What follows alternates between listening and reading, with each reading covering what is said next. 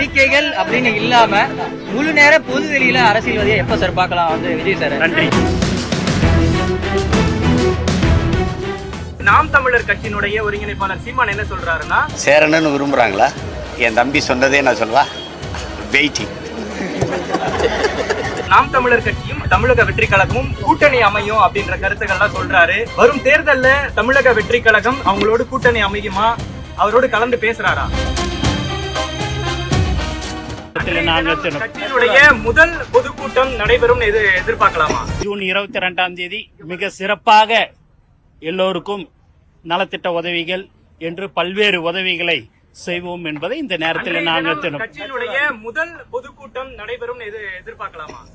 எதுவாக இருந்தாலும் கட்சி சம்பந்தப்பட்டது எந்த ஒரு நிகழ்ச்சியாக இருந்தாலும் எதுவாக இருந்தாலும் தமிழக வெற்றி கழகத்தின் தலைவர் அறிவிப்பார் என்பதை இந்த நேரத்தில் நான் தெரிவிச்சுக்கிறேன்.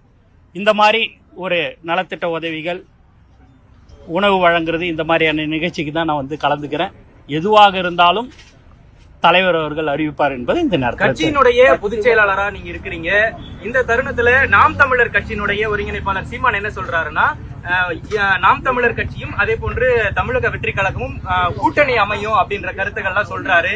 அவர் சொல்லிதான் விஜய் அவர்கள் கட்சியை தொடங்கினதா கருத்துக்கள்லாம் சொல்றாங்க. வரும் தேர்தல்ல தமிழக வெற்றி கழகம் அவங்களோட கூட்டணி அமையுமா, அவரோடு கலந்து பேசுறாரா? நான் தான் உங்களுக்கு எல்லாமே சொல்லிட்டேன்னு. எதுவாக இருந்தாலும் தலைவர் தான், எந்த முடிவா இருந்தாலும் தமிழக வெற்றி கழகத்தில் தலைவர் தான் எந்த முடிவாக இருந்தாலும் எடுப்பார். அவர் எல்லாத்தையும் எல்லாரோடையும் ஆலோசித்து அவர் அந்த முடிவுலாம்.